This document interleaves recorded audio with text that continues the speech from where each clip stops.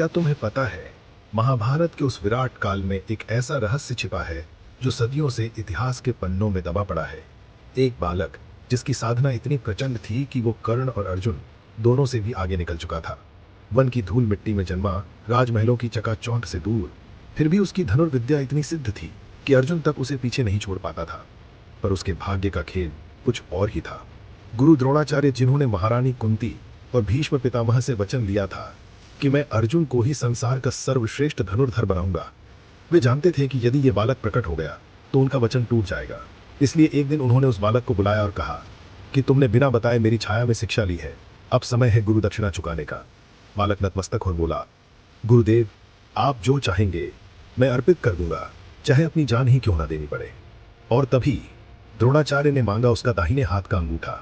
सुनकर संसार स्तब्ध रह गया, पर उस बालक ने बिना विलंब अपने ही हाथ से अपना अंगूठा काट डाला और चरणों में अर्पित कर दिया। वो बालक था एकलव्य।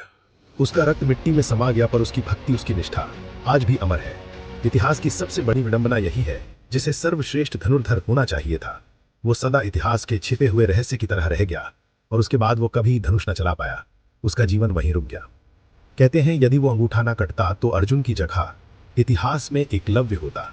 पर जहां कृष्ण की लीला होती है वहां कोई कुछ नहीं कर सकता। आखिरकार आगे चलकर एकलव्य मगध के महाराज जरासंध के पास चला गया और वहीं उनका सेवक, उनका सेनापति बनकर काम करने लगा।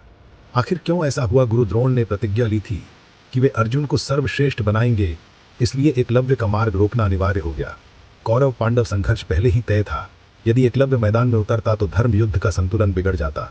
यह कृष्ण की लीला का हिस्सा था। महाभारत केवल युद्ध नहीं था, बल्कि ईश्वर की योजना थी धर्म की स्थापना की। जहां कृष्ण का हाथ होता है वहां केवल वही घटता है जो उन्होंने लिखा है। इस तरह एकलव्य का बलिदान केवल उसकी नहीं, बल्कि उस समय के समूचे धर्म युद्ध का हिस्सा बन गया। वो इतिहास में नाम तो नहीं बना पाया, पर उसकी निष्ठा और भक्ति आज भी अमर है। जय श्री कृष्ण।